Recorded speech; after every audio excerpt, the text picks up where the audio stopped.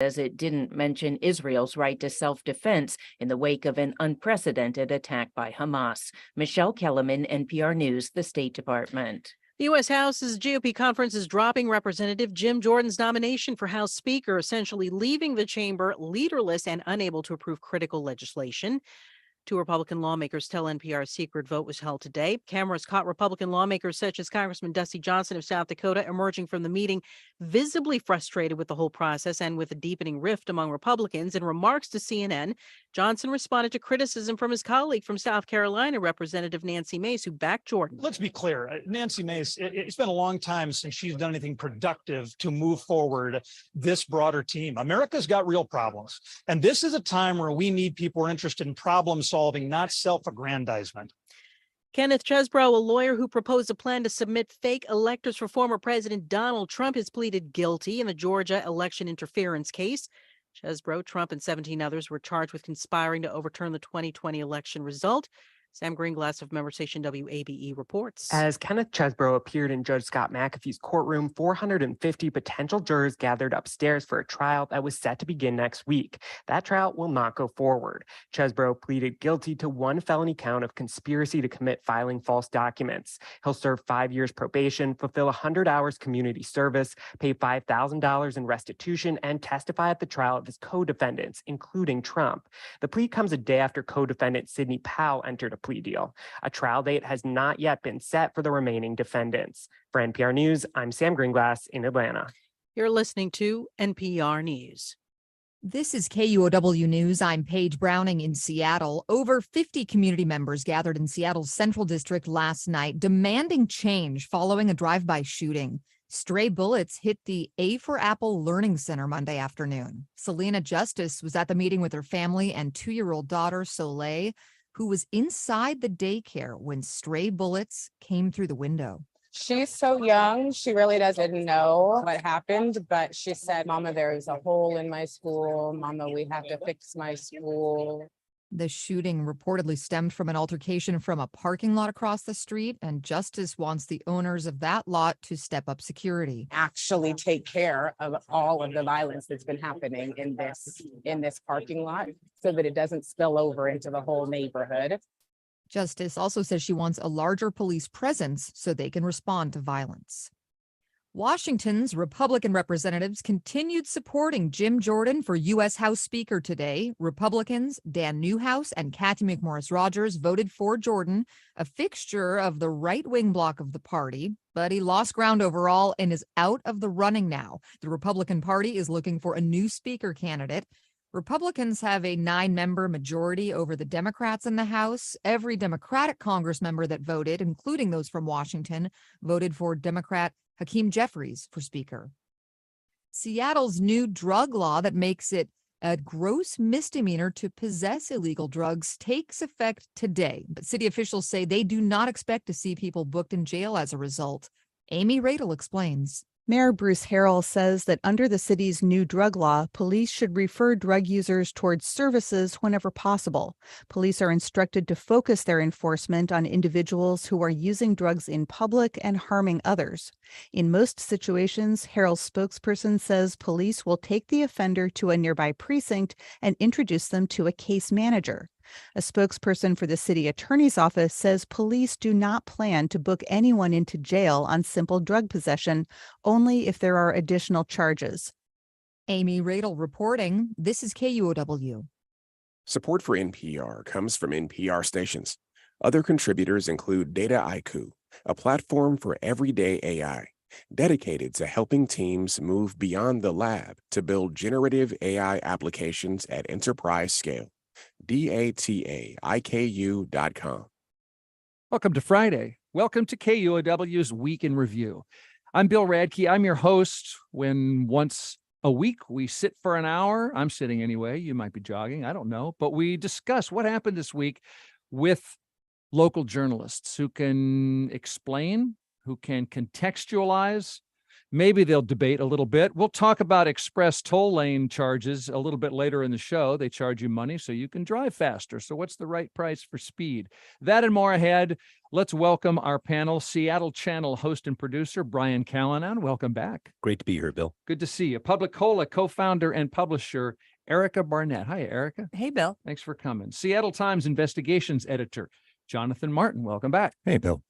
Let's get at it. Our first topic today, maybe Seattle will reduce its homelessness, serve its people better, reduce shootings, guide more people to drug treatment. A new drug law took effect this week. But all those policies require money, and the city budget has a negative sign on it. Budget hearings are just beginning this week. How is the city going to spend less or charge taxpayers more? Brian, you want to begin? There's a few different ways to look at this. The budget hole you're talking about is projected for next year and the year beyond. So this is sort of that in-betweener budget where the council is getting us to that next biennium. But they are looking at something that's very serious. The Times has reported this, PubliCola has too, about $247 million in terms of a budget hole that they're looking at next year. And then basically that same amount the following year. So this is something that's systemic. It's within the budget. And there's a lot of discussions going on right now about how to shore that up. Certainly, they've been talking a lot about the jumpstart tax. That's the tax on big businesses there, a payroll tax. They're talking about potentially increasing that. They're talking about looking at other ways of raising taxes, maybe a tax on CEOs, tax on capital gains. There's some issues there. They've also been talking about doing some cuts, but I think the big issue that I have seen, and I've heard this from a lot of different candidates who are running too, they've been talking about a lot of cuts. I just don't think there is a magic wand of $250 million.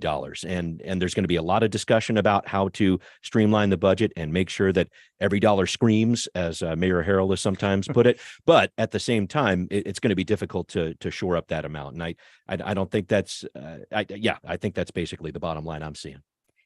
Yeah, this was supposed to be, as Brian said, sort of a biennial, the second half of a biennial budget, not a lot of changes. But Mayor Harrell's budget actually contained a lot of pretty significant changes, including a lot of new spending that actually widens that budget gap from, I think it was projected to be around 212 million. I mean, the numbers change all the time with revenue forecasts, but it's a lot. And the mayor's budget added $51 million in new expenditures, of which more than half are ongoing. So they have to make up that money somehow. And so, you mind telling us briefly what the new spending is for? I know you're getting there. Sure. There's 110 new positions. There's it's all over the map. Okay. It's kind of spread over a lot of departments. All right. Of course, in the police department, there are more positions. There's new positions in the CARES department, which is going to be the new 911 responders that are civilians that co-respond with police. So it's just a little bit here and a little bit there, but it adds up. And so the council now is going to have to figure out how to, rebalance that and pay for those new positions or make some cuts to the mayor's budget. So it's turning out to be, more of a real budget season than it was anticipated to be. Yeah. And just to add some context to this, Bill, I think it's important to point out that you have 4 incumbents who are not running again. You have another council member and Councilmember Mosqueda, who looks like a pretty good shot at getting her county council seat that she's going for. So I look at that, you're basically looking at a council that's going to have a majority of new members coming up next year. So I've kind of come back to this question of who is this budget really for? Are these departing incumbents trying to lay some sort of legacy? Are they simply kicking the can down the road? I think there's a few different ways to look at that, but that new makeup of the council, there are a number of new, fresh faces that are going to have to tackle this issue next year. And I think it's a big one in terms of these deficits. Okay. Yes, Jonathan. I'm going to say on the candidate side, you're hearing kind of the two takes of like progressive revenue. Brian mentioned like a capital gains tax potentially or other taxes. And then there's the audit crowd that is saying basically, that's noting that the city tax revenue collection has increased at 4 times the rate of population growth over the last 10 years. So the city is actually collecting a lot of taxes. It's just spending a lot more, trying to do various things. Audit crowd, meaning we need to comb through this budget and right. They're suggesting that there's fat to be trimmed, right? Sure. And it's always easier when you're on the outside saying there's fat to be trimmed than on the inside. And there's a constituency for every piece of spending. Yep. So cutting is not easy. But taxes also are to have a cost too. Increases affordability problems. It can slow growth that leads to jobs. So And I think, on the spending side, I mean, you hear a lot of candidates, Jonathan said, saying, "Oh, we just need to spend less. We don't have a budget problem. We have a spending problem." Spending has increased, but spending doesn't track to the rate of population evenly. It tracks to things like inflation. It tracks to construction costs, and it tracks to things like how much revenue you're bringing in from taxes that are, that are on property that is increasing in value, for example. So I think it's a little bit disingenuous for the audit crowd to say that we just need to spend less because things cost more now, and we have more money now because people's houses are much more valuable, and because we have a very wealthy population. But that doesn't force you to spend just because you're making more money from the. No, a lot of the new spending comes from, stuff that was added during COVID that is now considered essential. Like, for example, we don't want to shove everybody back into congregate shelters where they're, sleeping toe to head. We now sort of want to do these non-congregate shelters that are a little more humane, that people are more likely to actually go to. That's just one example. But I mean, when you add a lot of spending and then you say, whoops, all that money is going away, it's very hard to just say we're going to kill all those programs that we added during COVID. And importantly, too, there was a lot of federal dollars coming in during COVID, and those are essentially gone. That's what we're talking about at the city council level right now. So when you think about those dollars that really did help the city get through, those dollars are basically gone at this point, and the city has some big decisions ahead. I think the homelessness budget is going to be a huge part of this. We're going to hear about that from Councilmember Mosqueda, the budget chair, over the next couple of weeks. She's going to be talking about city contracts. She's going to be talking about food and housing, and then community and infrastructure safety as well. That's going to be another piece of it. So a lot ahead with this one. There's another public hearing that's going on with the city council coming up on November 13th if people want to get involved. Okay, and you said you haven't heard a $250 million magic wand from the council candidates. Before we leave budget and city council, is there anything from city council candidates that you're following all these campaigns? Anything we should know? Any more observations to catch listeners up? Well, I think a lot of council candidates sort of on the other side of that equation are saying that we need to, it's simple, or, maybe they're not all saying it's simple, but one simple solution is to increase the jumpstart tax, or just pass this capital gains tax, or pass the CEO excess compensation tax. I think that none of those in isolation is going to come close to meeting. I don't think all of them together probably will meet this $250 million gap. And so I think in the future, what's going to happen, particularly with Teresa Mosqueda gone next year, most likely, is that they are going to look at Jumpstart as a source for ongoing revenues from the general fund. It's supposed to be dedicated to affordable housing, Green New Deal projects, equitable development. But I think that it gets rated year after year. And I think without a strong advocate in Teresa Mosqueda, they're going to look at that as a way to fill this gap, whether or not these taxes pass. She was the prime architect of the Jumpstart deal. And so this is something that she's been working on for many, many years. And you're right. I think if she's not there, there's just a number of different ways that the council has to look at this. And Is the city riled up about that? Are residents who are about to vote, do they seem angry about the use of Jumpstart for things that the tax wasn't designed for? Some people brought that up in the public hearing. Go ahead, John. There was a poll recently that 2/3 of the city residents didn't feel like the city hall was going to spend their tax dollars responsibly. And I think that when there's a feeling of a bait and switch, like you say, we're going to put this tax into affordable housing and other priorities, and then it just becomes a general fund tax source, you can feel like that's kind of cynical politics. And so there's already a level of, I think, distrust in the city about this. There's a reason why so many council candidates are not running for reelection. Like it's going to be a tough road for a lot of them. And I think there's some skepticism. Yeah. Okay.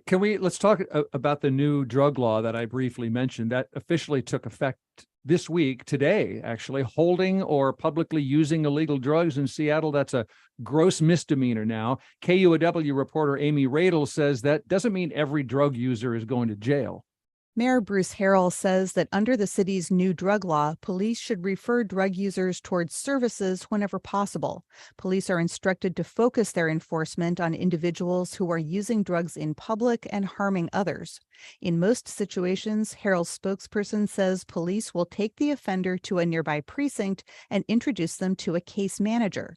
A spokesperson for the city attorney's office says police do not plan to book anyone into jail on simple drug possession, only if there are additional charges.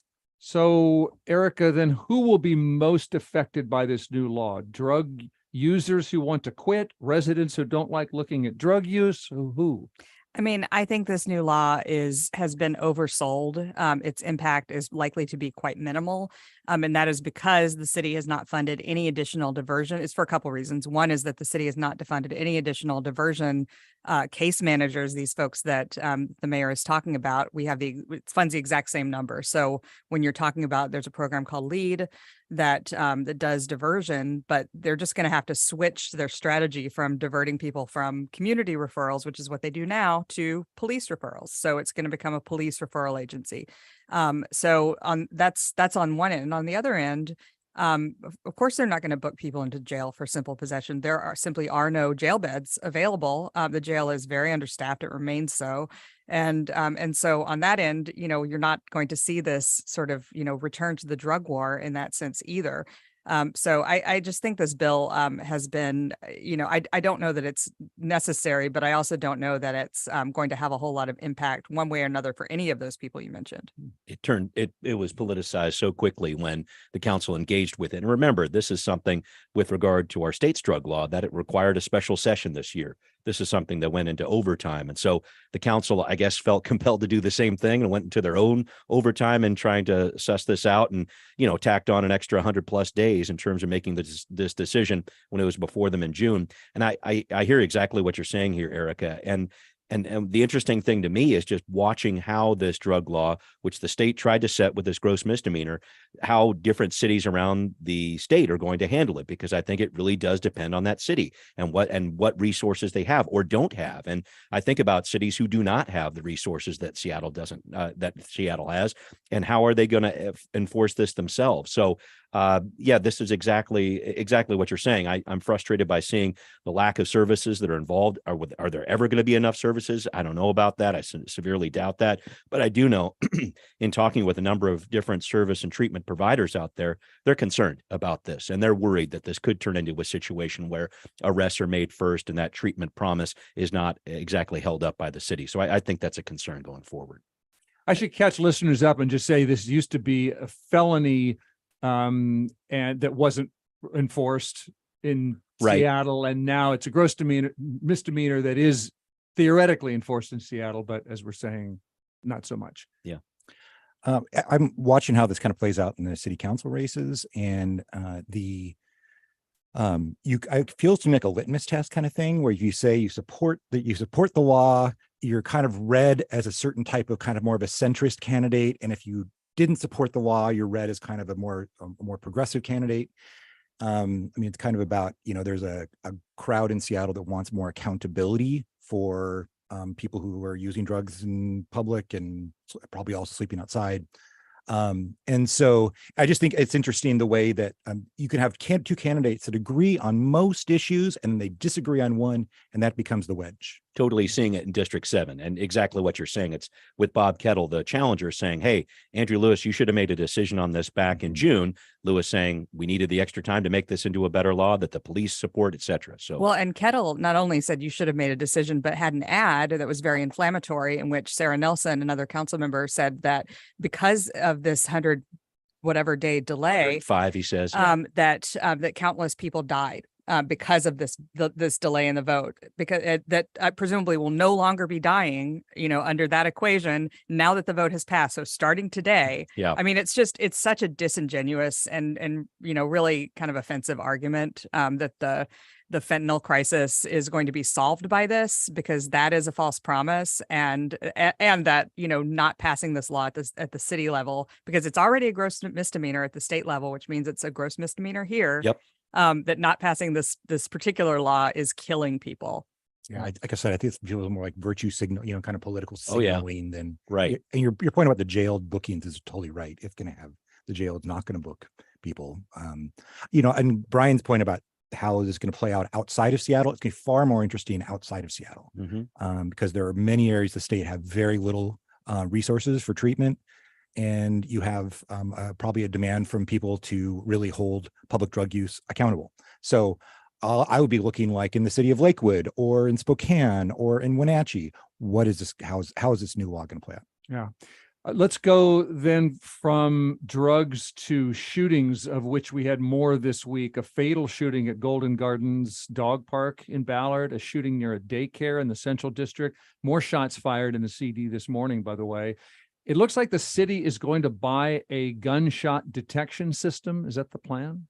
It seems to me, and Brian, we might disagree on this, but it seems to me that the council is moving toward actually voting for this thing, because two of the council members, who are up for reelection, Andrew Lewis and Dan Strauss, have now signaled their support. And so this is something that Mike McGinn wanted, I believe. I mean, going way back, these are very old systems. It's an acoustic system that detects sounds that sound like they might be gunshots, and then it calls a person listens to it.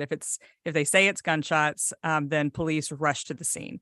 And they're augmenting that, they say, with CCTV cameras, which somehow is going to make it more likely that they'll detect violent crimes. And they've also talked about sex trafficking. So it's a little unclear about what they think they're going to use this for. But bottom line, I mean, these systems have been around for many, many years. There have been many studies done in Chicago and Houston. In Houston, there was a study that came out just a couple months ago that found that not only did it not deter crimes, because the idea is that people are going to see this and be afraid to commit crimes in its presence, I guess. Not only did it not deter crimes, it actually slowed down response times to all other priority one, which are the most important critical calls, because police were constantly having to prioritize shot spotter calls and rushing off to those. So people with real emergencies, in most cases, shot spotter is a false alarm.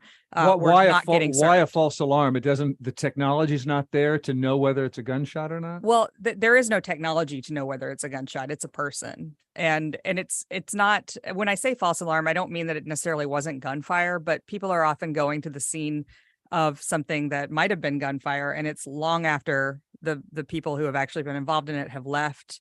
They're not finding evidence of crimes. It doesn't have evidentiary use. It doesn't have crime solving use. It doesn't have catching somebody in the moment usability for the most part. And so but somebody could be hurt or dying as opposed to other crime calls. But right? You're saying could be. Yeah, and the evidence has shown that is not the case. Okay. So it is, I mean, it's something that feels like doing something because you're putting a camera there. Right. It's on the corner, but the other thing, and then I'll shut up about this, but because I went down quite a few rabbit holes on this over the years. The other thing is, the idea that surveillance cameras, they're saying, well, it's different now because we're going to marry surveillance cameras with these acoustic locators.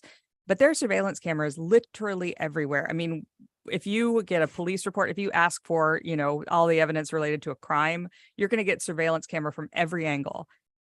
So that's not deterring crime. So I don't know why one more surveillance camera is going to suddenly deter crime because it, has SPD on the side. I think the point you made earlier about it's a tangible thing that the city can say, hey, we invested in this. Here's something you're actually going to see, a physical thing you're going to see in the neighborhood that would somehow deal with this gun violence problem. I think that's the big, maybe shiny piece of this that people are rallying around here. But I think that skepticism is definitely warranted. Definitely the studies that you're talking about there. And then just recent history. I've been talking about this with David Croman from the Times, who did a report about this. I thought it was really interesting over the past year or so. SPD's not been doing that great with some of the cameras that are automated to make sure that we get parking tickets, and they didn't have people responding to or dealing with that technology in time to the point that 100,000 of them actually expired and yielded no revenue in terms of these tickets that were out there. So I just have a few concerns about trying to marry this technology somehow with the Seattle Police Department in a way that's going to yield some results. Now, you did hear it in the public hearings. There were a number of people who said we don't need this program, but there are a number of people who said we did need it, including Reverend Harriet Walden from Mothers for Police Responsibility, credibility. She's saying there are people in the CD and District 2 and the southeastern part of Seattle who are really calling for something like this. So again, something that Mayor McGinn was talking about. Bruce Harrell, when he was a council member, has been talking about this for a long, long time, and we might be getting closer to the finish line with it. I just really wonder what kind of impact it's going to have. Going to Erica's point about the kind of noise in the systems is adding more noise. We've already got a police department that can respond to tier 1 calls. It takes 7 minutes on average to respond to tier 1 calls. There's the department is severely I don't know if overstretched or mismanaged research. I'm not quite sure, but it's not working well. The public is very frustrated. You hear like Harry Waldman, you hear like Joy Hollingsworth and Tanya Wu in the council races saying our communities are not safe. I think Brian's point about that it's a physical thing, a tangible thing that you can point to and use it for like basically political messaging is probably right. But whether it's, and I agree with Erica, this isn't this magic. And I don't think that there's unanimity in the community about this either. I think that certain voices are weaponized by some people on the council to say, look, all the Black community in the Central District supports this, when that is not. I mean, you cannot say a community is a monolith, and I think that there's a lot of that going on that I think is really problematic and not helpful. Before we take a break, since we're on talking about policing, let's check in on the trial of 3 Tacoma police officers charged with killing a Black man named Manuel Ellis. This week, 4 witnesses testified to what they saw or heard. This is Aiyana Mallang, who said she was looking through her bedroom window and heard Ellis pleading with officers in between taser shocks. He was saying, please, sir, stop. Then the repeated, I can't breathe. I can't breathe. Jonathan, what are the main things you learned this week from that trial? Yeah, I've had the pleasure of being the editor on for Patrick Malone, who's done now years of work on this case. These eyewitnesses are extremely compelling, and they're very important because one of the big questions was what started this incident. There was video of the incident after it already started. It would show the officers responding violently to Ellis, but the cops said that basically Manuel Ellis instigated the confrontation by trying to get into cars at an intersection and then physically like attacking the officers. These 4 witnesses all had basically the same story. That's BS. That what actually happened was Manuel Ellis was walking away from the police cruiser that pulled up next to him. He was summoned back. He appeared to be summoned back, and then one of the officers door checked him, opened the passenger door, knocked him down, and boom, it's on. So these witnesses have been clear and important testimony. It's also been extremely hard to listen to the audio, because you hear the absolute desperation of a man who sounds like he knows he's dying. And the combination of those are really been really powerful testimony. I think kind of pulling back, the real big picture here is this is the most important police accountability case. I think we've said, and it's a historic thing, we said in the last one was in 1932 in Seattle. It's the first real test of an expanded powers for prosecutors to charge officers with on-duty deaths that lowered the threshold for those charges be possible, an initiative I-940. And so if this case, and I'm not making a value judgment whether the officers should be found guilty, but if the officers are not found guilty, I think that is going to be a very strong signal to prosecutors around the state that even with his expanded powers, it's very difficult to hold officers accountable. Okay, we are over time to take a break, and because we haven't even heard the defense case yet, well, there's going to be so much more to say about this trial. So let's we'll keep following it. Thank you for the update. It's Week in Review. We are taking a break now and coming back with tolls and drones and Starbucks and more. Don't go away. We'll be right back.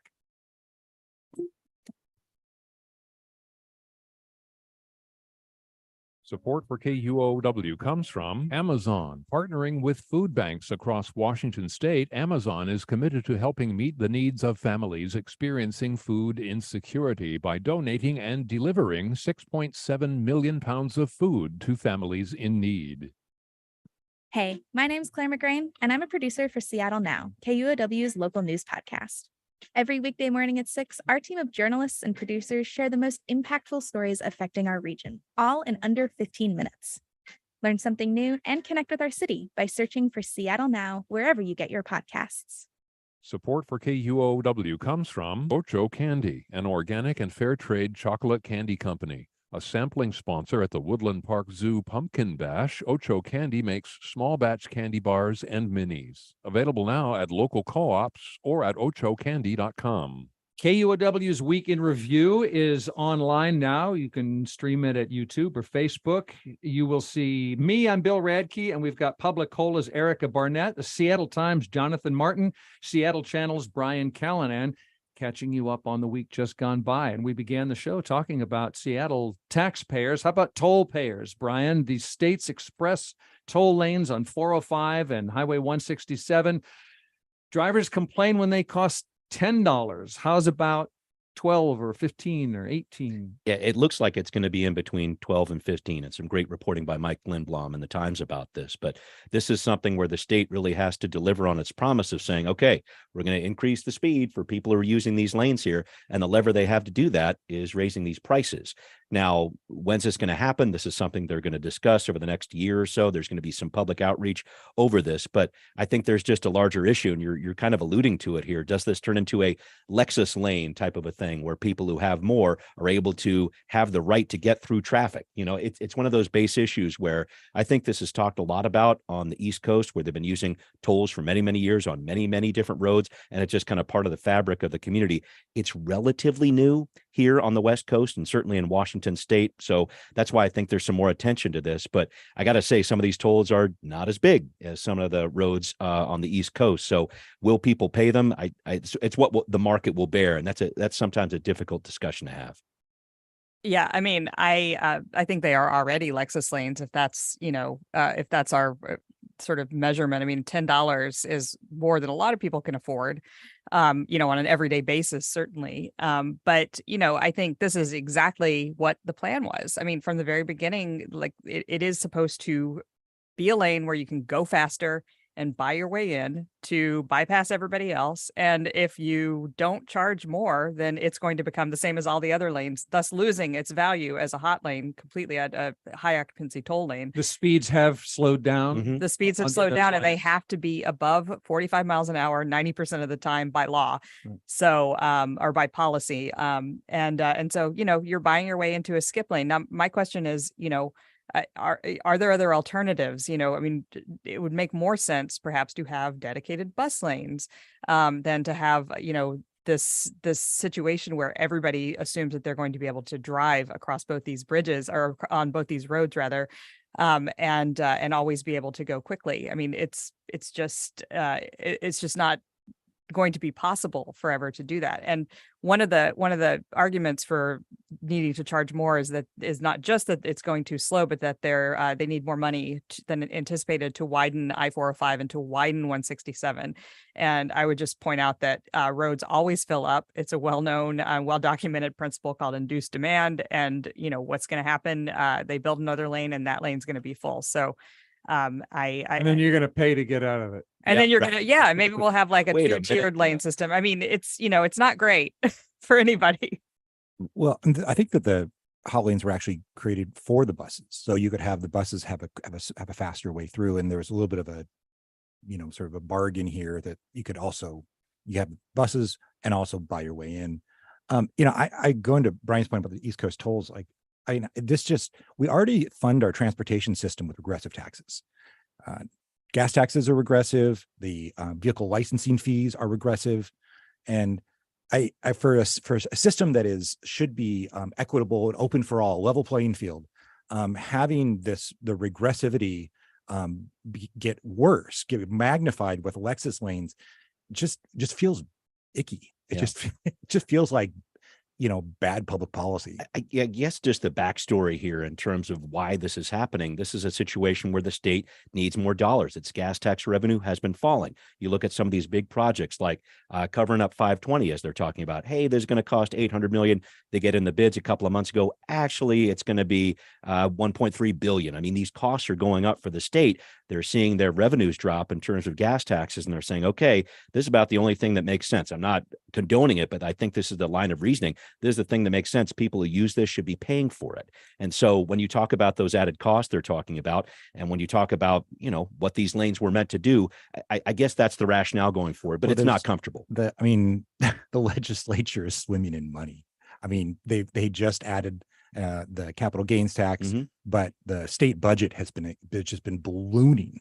And so to say the legislature that the state doesn't have money to avoid another regressive tax, but also every time I hear people and Democrats in Olympia say, decrying the regressive tax system and then authorizing this kind of thing, I just, kind of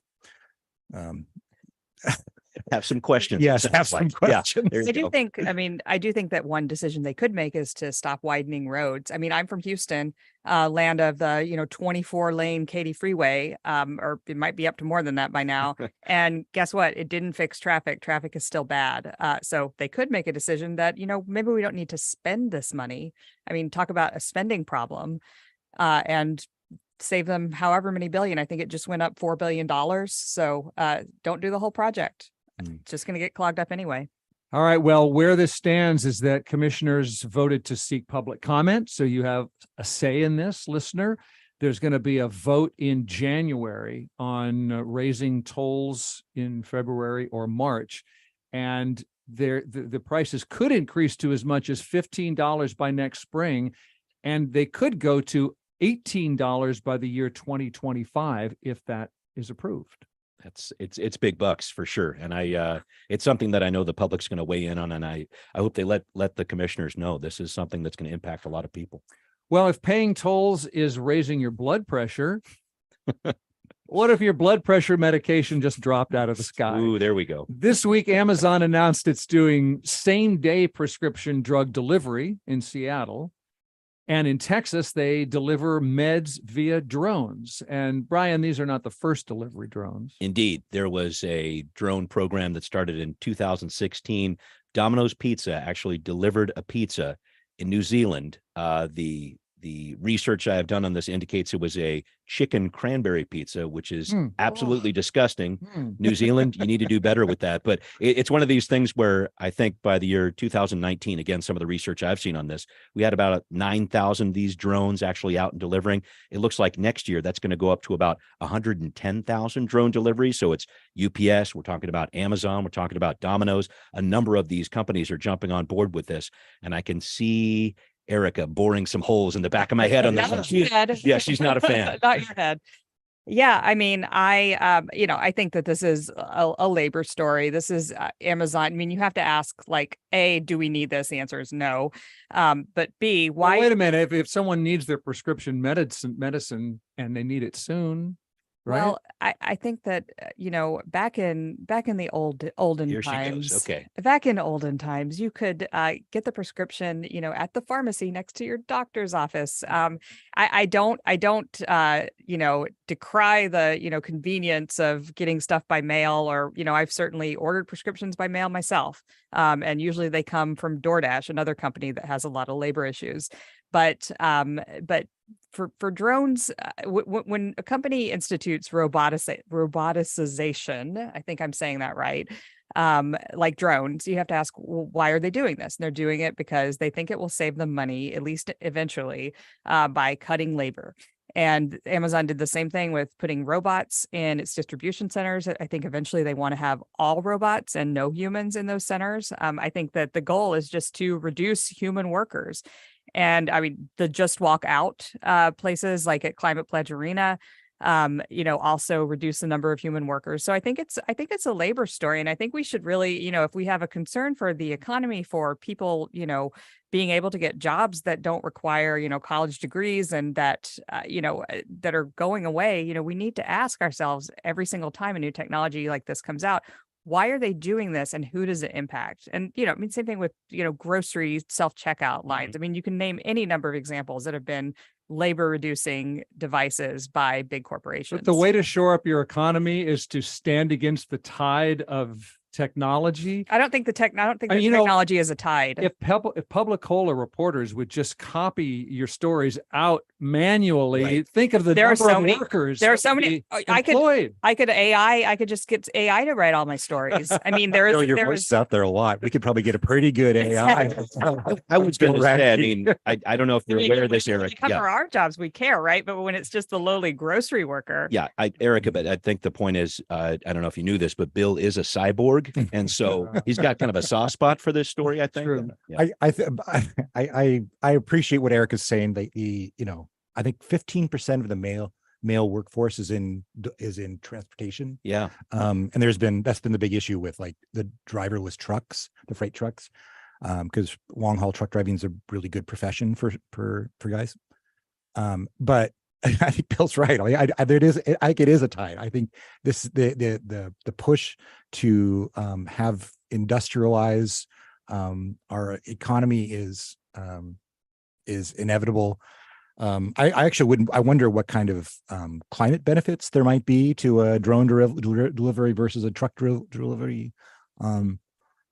So I think there are always downsides even on things like that. I mean, even if you're just looking at the technology itself, but I don't, to my point about, I want to elaborate. I don't think technology is a tide. I think you can actually say, you know what, AI should not replace journalists and we're not going to allow that. You know what, drones should not be allowed, in the airspace over Seattle. And we're going to pass a law that doesn't allow that because we are a town that believes in labor and we want to protect jobs. I mean, it is not a tide. The only thing that makes it a tide is if you just deregulate everything and say we are powerless to resist these giant companies. I don't think you're saying that the only reason journalism should not be replaced by AI is to save human jobs. Well, I think it's also a quality issue, sure. But I also think that delivering a pizza by dropping it 13 feet onto your house is probably a quality issue as well. The chicken and cherries could get all jumbled up. So gross. I don't know, Eric. I think you're more optimistic about legislation and. I'm not optimistic. I think it's coming, but I think it can be resisted.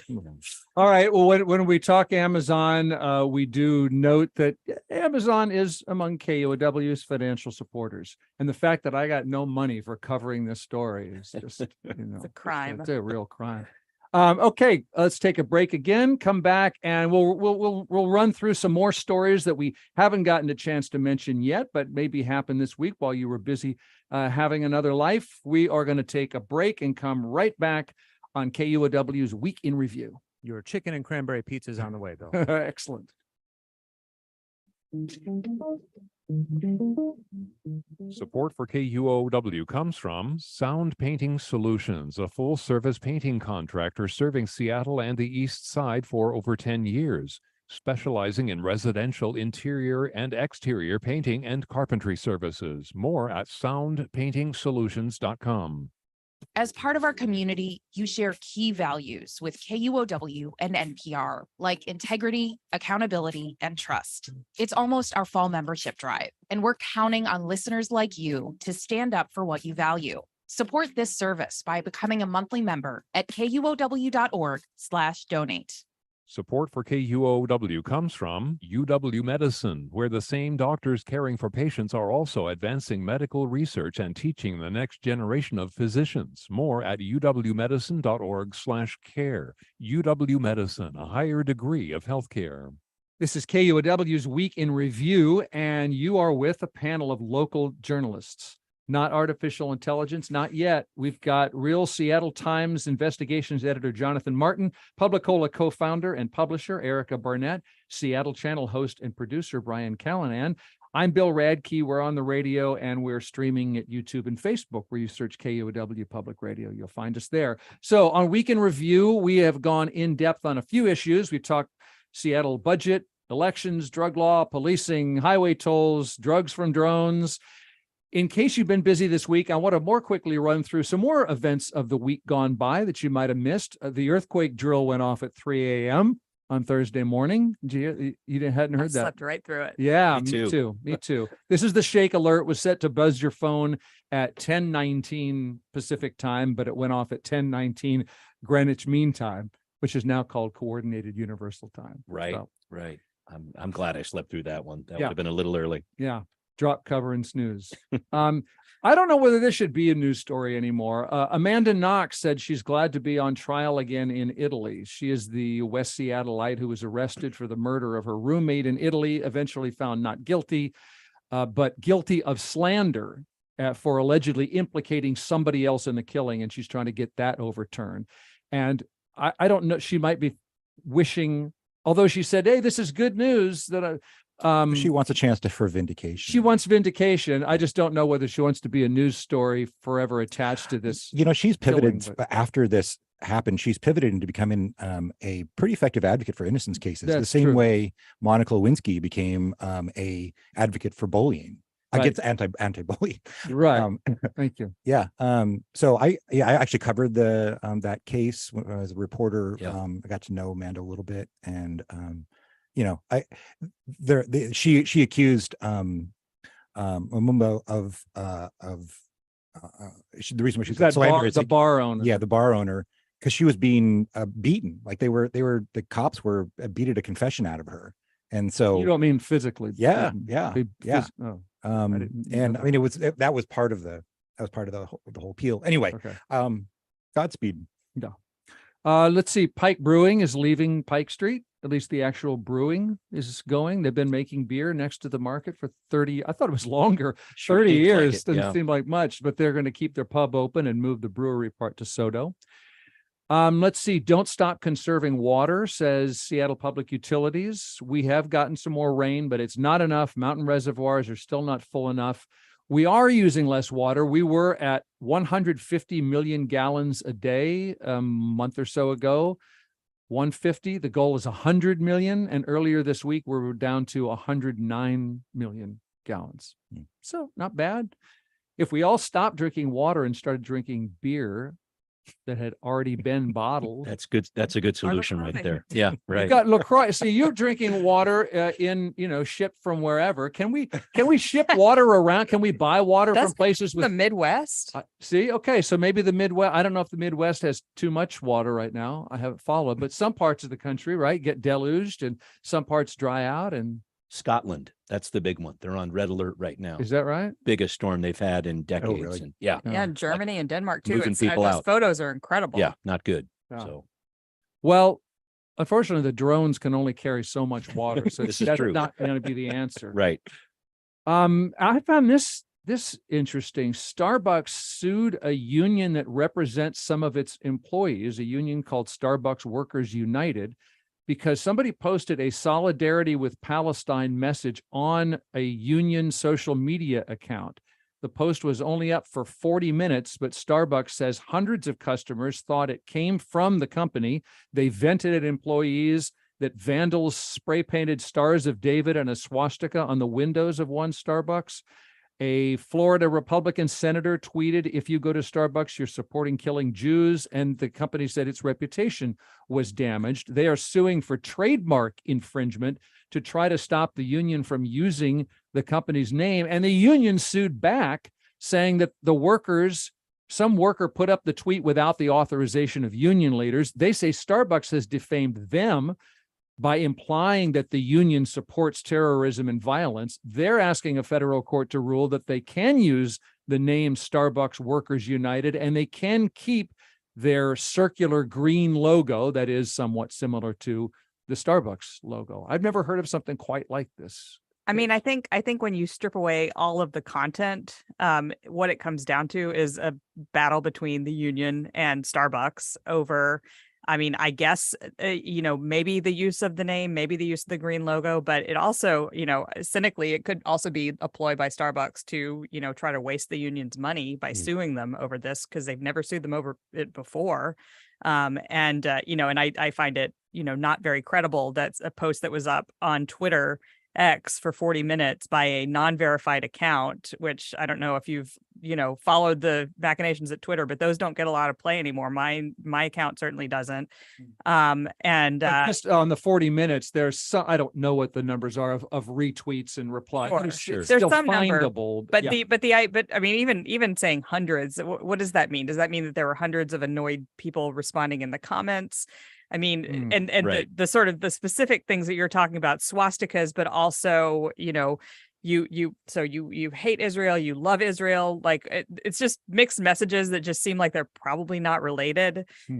So I don't know. I think this just kind of comes down to this is a way for the union and Starbucks to go at each other. And it just brings to mind for me just a distraction really from what's happening in the Middle East and the work that needs to do to try to bring some sort of level of peace there. I don't know when that's going to happen. I know that's been a centuries long debate, but when we put it in this kind of context, it just, I don't know. It feels like more of a distraction to me than anything else. And I guess that saddens me a little bit. I'd like to focus on what's actually happening and what President Biden is asking for today with some extra dollars heading to Israel and some other countries as well in terms of fights against hostility. But that was the part that really gut punched me on this one. It's like, why are we talking about this when there are clearly some bigger issues to talk about at the root of it? I have a general pet peeve that I don't really care what a corporation thinks about about news events. Yeah. I wish we had a less corporate speech. There's certainly obvious counterfactuals there. I think like Nike endorsing the Black Lives Matter movement in the middle of the racial justice protests. Obviously, there's a role there. But in general, this is such an enormously complex and saddening and worrying development of news. I don't need to know what a union thinks about it. I don't need to know what or Starbucks thinks about it. Anyway, and I didn't until reading this story, because I am not really on Twitter anymore because of the insane toxicity there, especially in the last couple of weeks, and just the amount of disinformation. Ton of it. Yeah, you use the word distraction, Brian, and I think of it as yet another. It seems like the last few weeks we keep talking about an oversimplification where you make a statement supporting somebody, and even if you did go on to put that in context, which often we don't, then just that then a snippet will be taken out of context, and the idea that you say this, then that means you want you're evil for this reason. And if you say that and you don't say that, you're evil for an opposite reason. Yeah. Thank you, social media. I don't know what else to say. I mean, it just, in terms of that avenue, and actually coming to and actually finding some answers from it. I just don't think that's the path. And if you want to read more about what's going on and what people's opinions are about Israel and Palestine, jump on Twitter X, because there's a bunch of stuff that has nothing to do with what Starbucks is talking about here, where people are talking about it all the time. Is it healthy? I would say no. There's a lot of toxicity there. You're absolutely right, Erica. But this is what we gained with different platforms like that. And it's not always a healthy thing. We'll talk about technology not being inevitable. Twitter is something that we all thought was an inevitable and endless, is always going to be part of our lives. And now, or at least I thought some version of it would be, and now it's becoming increasingly useless. Didn't they, speaking of laying off people, technology over humans, didn't Twitter lay off a ton of people, and they ain't dead yet? Yeah. 75% of its workforce, I think. Okay, so those are some of the other stories that you might have missed this week, and we always end on a reason to smile. I know Twitter toxicity, maybe that makes you a smile, but if not, we have some other humble offerings. For example, I enjoyed hearing that King County is going to heat buildings with wastewater. KUOW's Natalie Newcomb told us the water in the sewage system is about 65 degrees. This new pilot program will allow buildings to tap into the county's sewage water, then transfer the heat to the clean water, which will heat the building. There is no cross-contamination between the sewage and the water in the building, so it will not smell. Now, there might be some controversy I don't know about. Maybe some people think this will cost too much, or they're lying and it actually is going to smell. I don't know. But as someone who hates waste, except this kind of waste, I like not wasting waste. Yeah. If you see what I mean. Yeah. And one of the participating companies says they expect to reduce 99% of their emissions with this technology. These are 5 large buildings in South Lake Union along Dexter and Mercer. In 2025. I thought that was smile worthy. Awesome. Yeah, fire up some jacuzzis with that. Let's take a next level. That sounds great. Yeah. Tough sell. Tough sell. I don't know. Anyone else can give the listener something that they can smile with into the weekend? I always look for those really random holidays that happen during the year, and I was delighted to find that today was International Sloth Day. So the three-toed creature we're talking about, but it's also just easily my favorite deadly sin out there of the 7. So here's to sloth. That's what I'm saying. Here's to laying back and letting the drones do the work. Yeah, whatever we got to do. Sorry. Yeah. Sorry, Erica. I am very happy that Britney Spears' book is out now. Will I read? Wow, I did not expect that. Tell me more. Now, okay, so Britney Spears, of course, was under a conservatorship for 13 years, under the control of her father, largely, and kind of couldn't live her own life, couldn't control her own finances, couldn't pick her own boyfriends. She got a memoir called the name of which I am forgetting. Somebody look it up. The Woman in Me. Woman in Me. Yes. And she tells her story. There's been some interesting leaks about Justin Timberlake this week from the book. Which if you read as many gossip sites as I do. Okay. Now, will I read this book right away? Absolutely not. I found Jessica Simpson's memoir, which was also juicy and good, in a little free library, and I read it. It was great. So maybe Britney Spears' memoir will find its way to me that way. But I'm glad it's out, and I'm glad she's getting to tell her story. Okay, good, Jonathan. I didn't expect that. Yeah. Well, Jonathan's a big Britney Spears. Yeah. So, yeah. I'll go with a sports ball chatter. One of my favorite funnest days I've had forever was watching the UW play Oregon last weekend. If anybody's a sports fan, it was like an incredible, it's an instant classic. It's like it was a gorgeous day. It was a fun time. It was just a reminder that after all the bleakness of like the Pac-12 this year has been an absolute dumpster fire, but it was a great day. Awesome. Great day to be a Husky anyway. Great day to be a Husky. Right. Yes. Right. Okay. Now let's say you are you're a Husky and you love a duck or something else. We're doing I'm trying to make a tortured segue here. So let me just stop that down and just tell you what I want to tell you, which is that KUOW is getting into the political divides in our country, where we're working on these. We discuss them every week. Let's face it, they come up all the time. And if you are concerned about political division, want to be a little part of the solution, we're inviting you to take a part in something called One Small Step from StoryCorps. You may know StoryCorps. You're folks talking back and forth and telling their stories on NPR and KUOW. This program, One Small Step, is pairing strangers who have different political views. They have a conversation not about politics, but about your lives. And it's a way of bringing community together, one conversation at a time. So you can participate. You can find out more about it. Sign up for it if you go to KUOW.org/story. That's KUOW.org/story. And that's it for Week in Review. Love it. Thanks for coming. Oh, I think I hear Brittany. Hit me, baby. Just only one more. We don't have time for more than one more time. We got to go. The Seattle Channel host and producer Brian Callanan there. PubliCola co-founder and publisher Erica Barnett.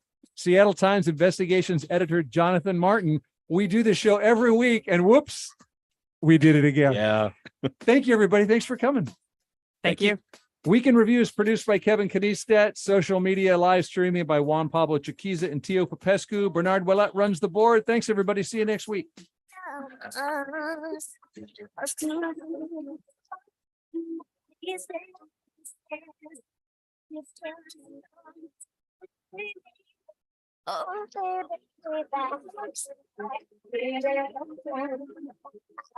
This is KUOW FM Seattle, KUOW Tumwater, and KQOW.